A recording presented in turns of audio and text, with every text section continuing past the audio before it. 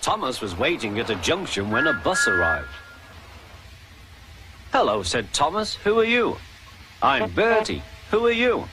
"I'm Thomas. I run this branch line." "So you're Thomas, eh? I remember now. You got stuck in the snow. I took your passengers and Terence the tractor pulled you out. I've come to help you with your passengers today." "Help me," said Thomas. "I can go faster than you." "You can't," said Bertie. "I can," huffed Thomas. "I'll race you," said Bertie. The drivers agreed to the race going ahead. The station master said, "Are you ready? Go."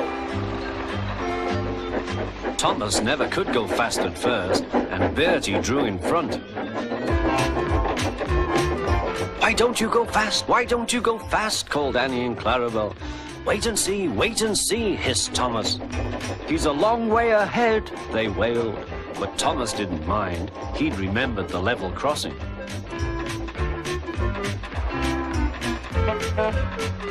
There was Bertie, fuming at the gates, while they sailed gaily through. "Goodbye, Bertie," called Thomas.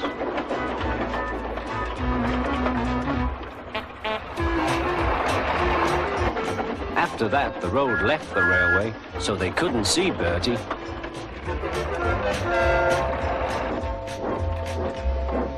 Then they had to stop at the station to let off passengers. "Pip, pip, pip! Quickly, please," called Thomas. And off they went again. Come along," sang Thomas. We're coming along," sang Annie and Clarabel. Hurry, hurry, hurry," panted Thomas. Then he looked ahead. There was Bertie tooting triumphantly on his horn. "Oh, dearie me," groaned Thomas. "Steady, Thomas," said his driver. "We'll be Bertie yet." "We'll be Bertie yet, we'll be Bertie yet," echoed Annie and Clarabel. We'll do it," panted Thomas. "Oh, bother, there's a station." Then he heard Bertie. "Goodbye, Thomas. You must be tired. Sorry I can't stop. We buses have to work, you know. Goodbye." "Oh, dear," thought Thomas. "We've lost." But he felt better after a drink. The signal dropped. "Hurrah, we're off! Hurrah, we're off!" puffed Thomas.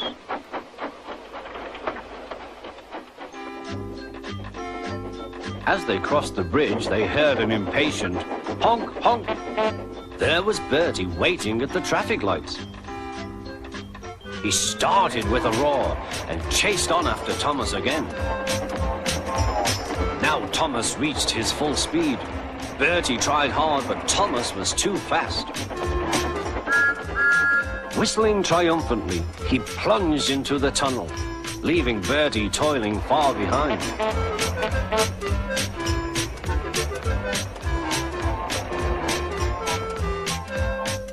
"We've done it, panted Thomas. "We've done it, hooray, we've done it, hooray," chanted Annie and Clarabel as they whooshed into the last station.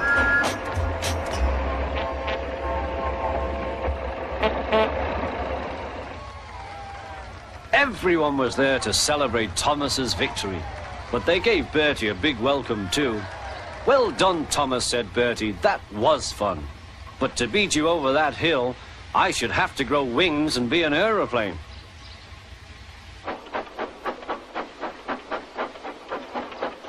They now keep each other very busy. They often talk about their race, but Bertie's passengers don't like being bounced like peas in a frying pan. And Sir Topham Hatt has warned Thomas not to race at dangerous speeds. So although, between you and me, they would like to have another race, I don't think they ever will. Do you?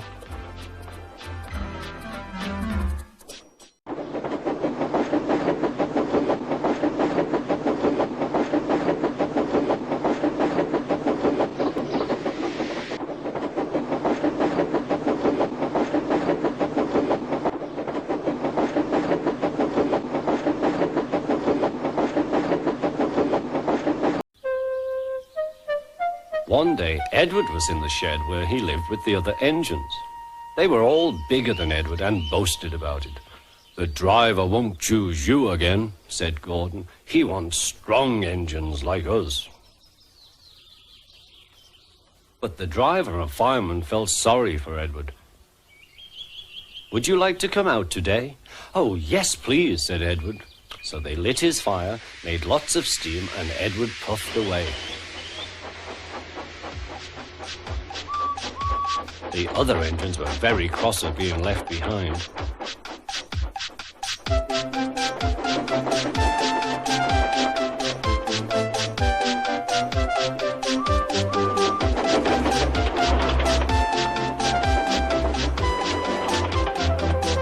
Edward worked hard all day. The coaches thought he was very kind, and the driver was very pleased.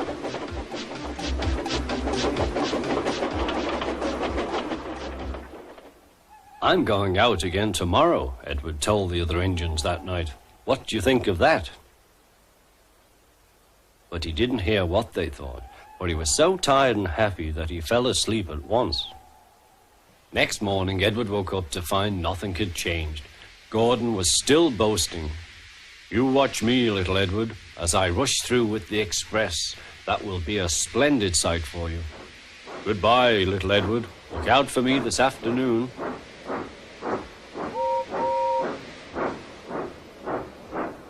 Edward went off to do some shunting. He liked shunting. It was fun playing with freight cars. He would come up quietly and give them a push. Then he would stop and the silly freight cars would go bump into each other. Oh, they cried, whatever is happening?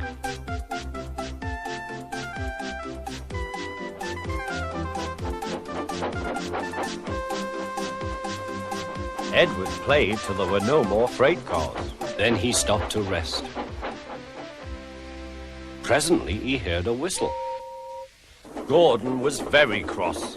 Instead of nice shining coaches, he was pulling a very dirty freight train. A freight train, a freight train, a freight train, he grumbled. The shame of it, the shame of it, oh, the shame of it. Edward laughed and went to find some more freight cars. Then there was trouble.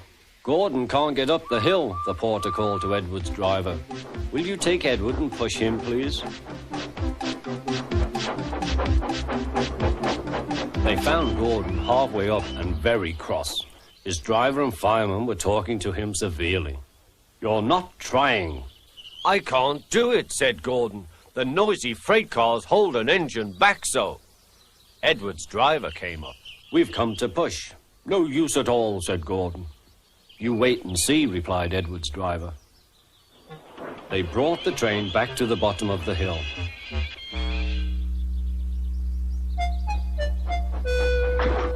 I'm ready, said Edward. No good, grumbled Gordon. They pulled and pushed as hard as they could.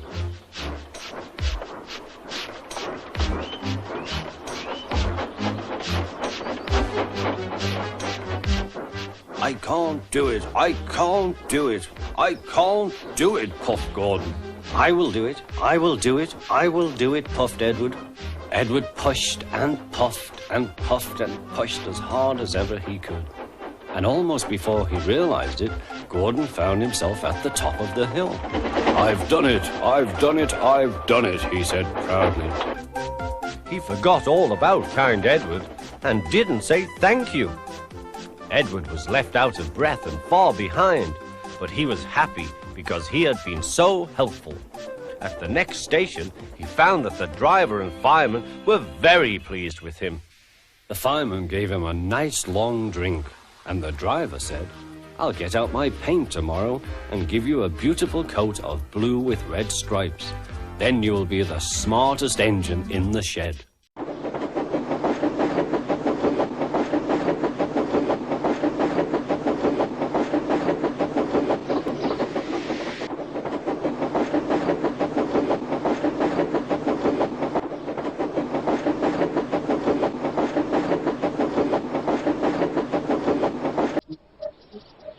Gordon was resting in a siding. Sometimes, he thought, it's really tiring to be such a large and splendid engine. One does have to keep up appearances so. Peep, peep, peep, peep. Hello, lazy bones, whistled Henry. What cheeks, muttered Gordon. That Henry is too big for his wheels. Fancy speaking to me like that. Me, who has never had an accident.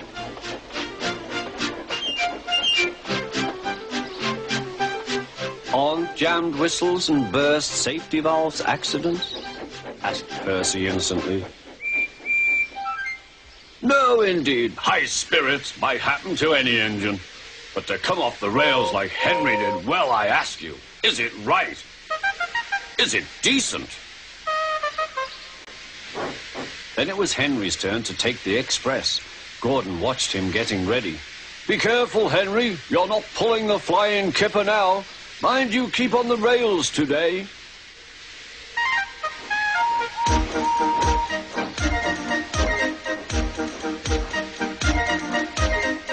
Henry went off in a huff, and Gordon yawned and went to sleep.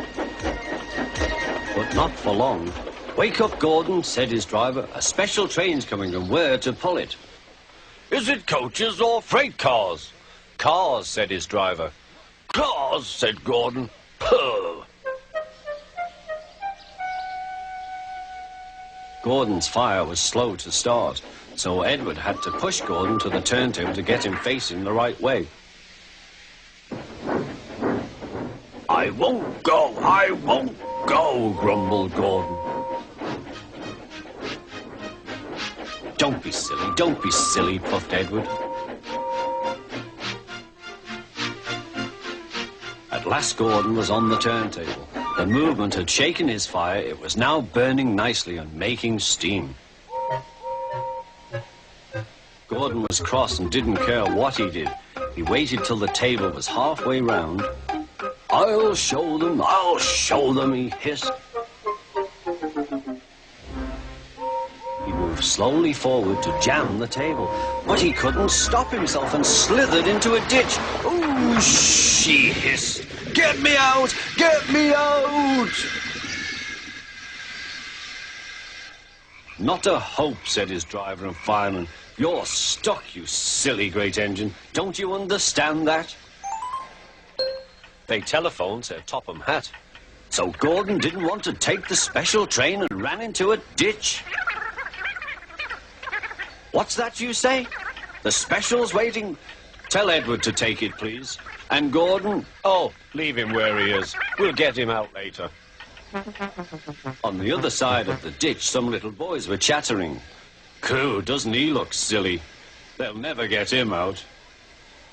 They began to sing. Silly old Gordon fell in a ditch, fell in a ditch, fell in a ditch. Silly old Gordon fell in a ditch, all on a Monday morning. Gordon lay in the ditch all day. Oh dear, he thought, I shall never get out.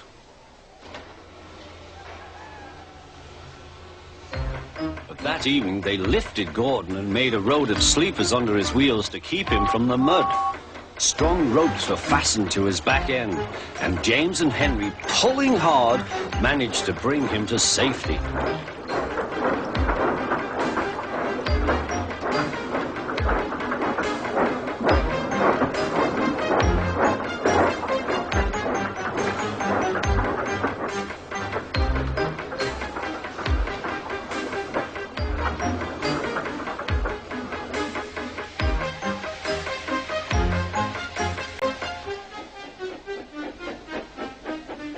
Late that night, Gordon crawled home, a sadder and wiser engine.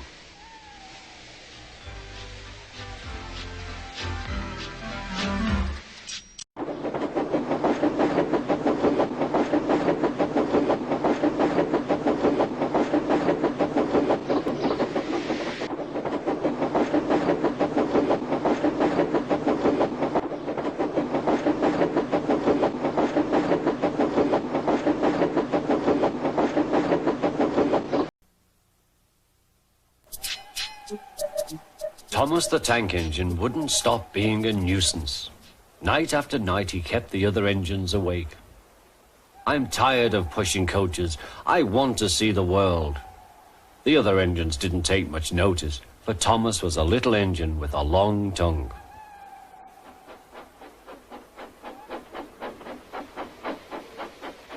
But One night, Edward came to the shed. He was a kind little engine and felt sorry for Thomas. I've got some freight cars to take home tomorrow. If you take them instead of me, I'll push coaches in the yard. Thank you, said Thomas. That will be nice. Next morning, Edward and Thomas asked their drivers, and when they said yes, Thomas ran off happily to find freight cars.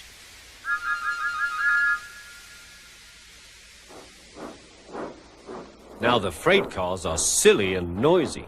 They talk a lot and don't attend to what they are doing. And I'm sorry to say they play tricks on an engine who is not used to them. Edward knew all about freight cars. He warned Thomas to be careful, but Thomas was too excited to listen.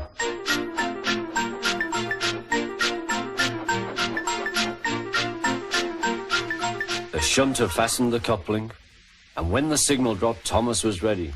The conductor blew his whistle. Peep, peep, answered Thomas and started off. But the freight cars weren't ready. Oh, oh, oh, they screamed, wait, Thomas, wait. But Thomas wouldn't wait.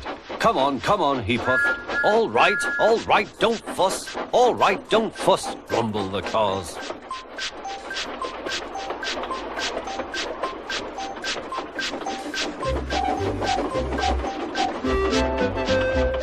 Thomas began going faster and faster. Whee! He whistled as he rushed through Henry's tunnel.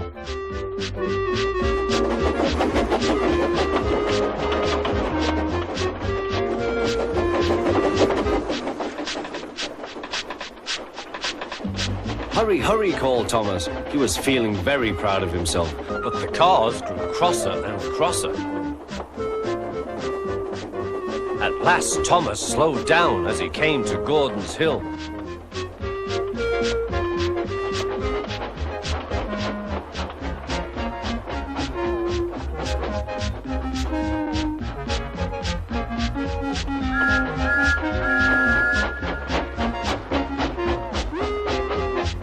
Steady now, steady, warned the driver as they reached the top. He began to put on the brakes. We're stopping, called Thomas. No, answered the cars, bumping into each other. Go on. Before the driver could stop them, they had pushed Thomas down the hill and were rattling and laughing behind him. Poor Thomas tried hard to stop them from making him go too fast. Stop pushing, he hissed. But the cars took no notice. Go on, they giggled in their silly way.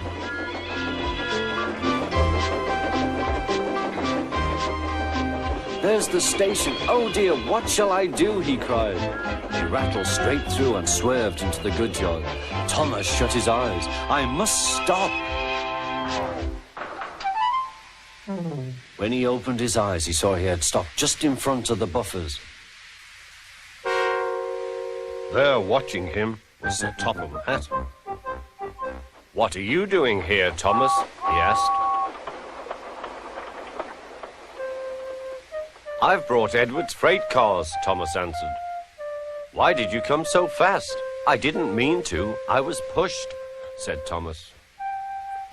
You've got a lot to learn about freight cars, Thomas.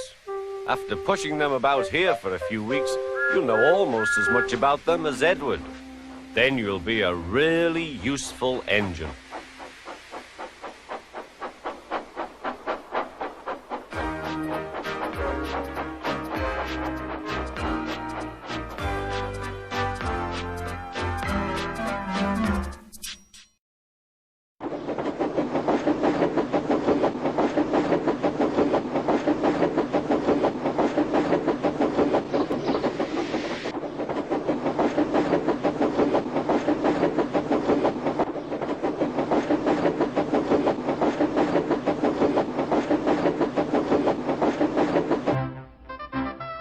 Autumn had come to the island of Sodor.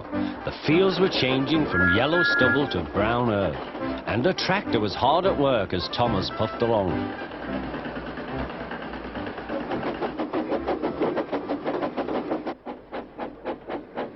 Later, Thomas saw the tractor close by. "Hello," said the tractor. "I'm Terence. I'm ploughing." "I'm Thomas. I'm pulling a train." "What ugly wheels you've got." "They're not ugly. They're caterpillars," said Terence. I can go anywhere. I don't need rails. I don't want to go anywhere, said Thomas. I like my rails, thank you. Winter came with dark clouds full of snow. I don't like it, said Thomas's driver. A heavy fall is coming. I hope it doesn't stop us. Huh, said Thomas. Soft stuff, nothing to it. And he puffed on, feeling cold but confident. They finished their journey safely, but by now the country was covered. You'll need your snowplow for the next journey, Thomas, said his driver. Huh! Snow is silly soft stuff. It won't stop me. The snowplow was heavy and uncomfortable and made Thomas cross. He shook it and he banged it, and when they got back, it was so damaged that the driver had to take it off. You're a very naughty engine, he said to Thomas. Next morning, Thomas's driver and fireman came early and worked hard to mend the snowplow, but they couldn't make it fit. Thomas was pleased. I shan't have to wear it. I shan't have to wear it, he puffed to Annie and Clarabel. But they were rather worried. I hope it's all right. I hope it's all right, they whispered to each other. The driver was worried too. It's not bad here, he said to the fireman, but it's sure to be deep in the valley. Silly soft stuff, puffed Thomas. I didn't need that stupid old thing yesterday, and I shan't today. Snow can't stop me. He rushed into a tunnel thinking how clever he was, but there was trouble ahead. Cinders and ashes, said Thomas. I'm stuck. And he was. Back, Thomas. Back, said his driver. Thomas tried, but his wheels spun and he couldn't move. The guard went back for help, while everyone else tried to dig the snow away. But as fast as they dug, more snow slipped down until Thomas was nearly buried. Oh, my wheels and coupling rods! I shall have to stop here till I'm frozen. What a silly engine I am! And Thomas began to cry.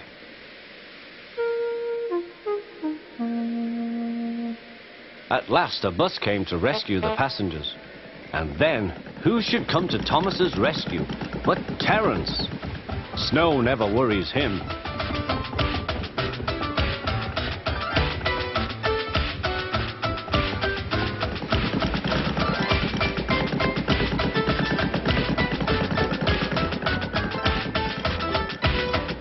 He pulled the empty coaches away, then came back for Thomas.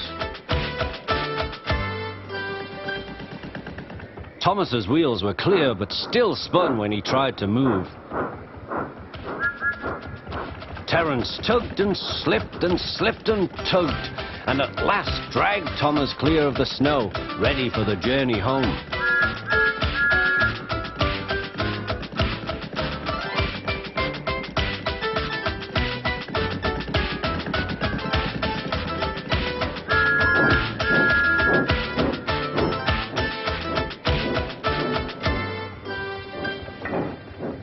Thank you, Terence. Your caterpillars are splendid, said Thomas. I hope you'll be sensible now, Thomas, said his driver. I'll try, said Thomas, and he puffed humbly away.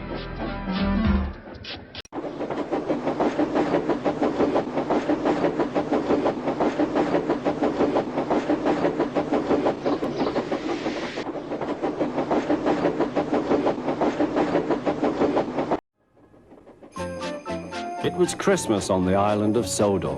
All the engines were working hard.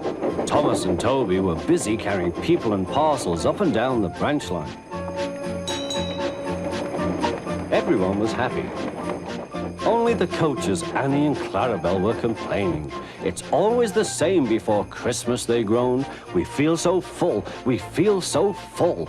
Oh, come on, said Thomas. Where's your festive spirit? Christmas Day is almost here.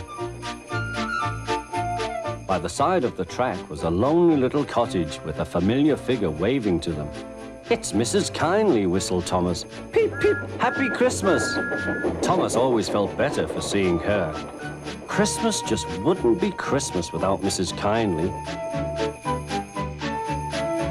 When work was over, Thomas went to see the other engines. All their coats had been polished. "Ha," said Gordon, "just look at us. Your driver will have to work fast to get you as smart as us." "Never mind that," replied Thomas. "I've something important to say.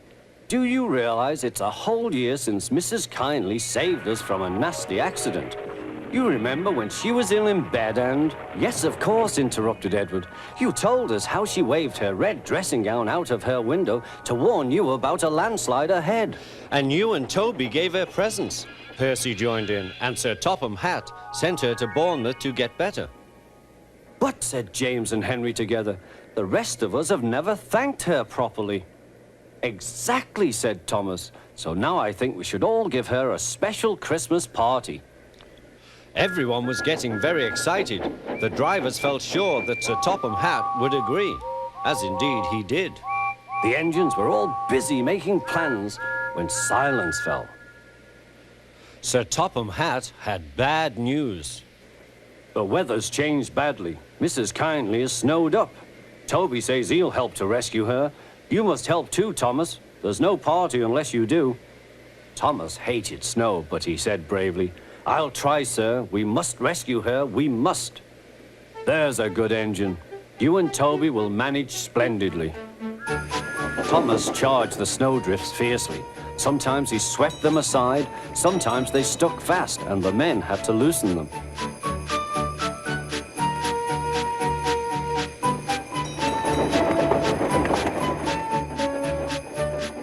But at the cutting near the cottage, they could go no further.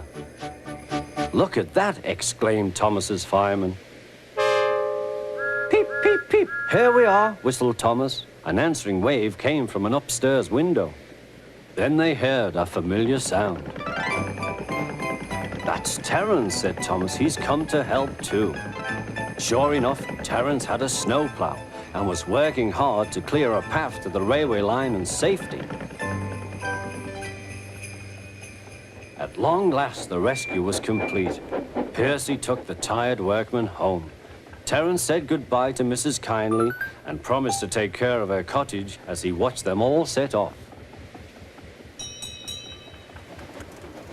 The engines made good time. No more snow had fallen, but the yard was dark. Thomas's heart sank. Suddenly, all the lights went on. What a marvelous sight awaited Mrs. Kindly. "Well done," said Sir Topham Hatt. "I'm really proud of you all." Mrs. Kindly especially thanked the smaller engines. "Thomas and Toby are old friends," she said. "And now, Percy, you are my friend too." Percy was very pleased. "3 cheers for Mrs. Kindly," he called. "Peep, peep, peep!" They all whistled. We wish you a Merry Christmas. We wish you a Merry Christmas. We wish you a Merry Christmas and a Happy New Year.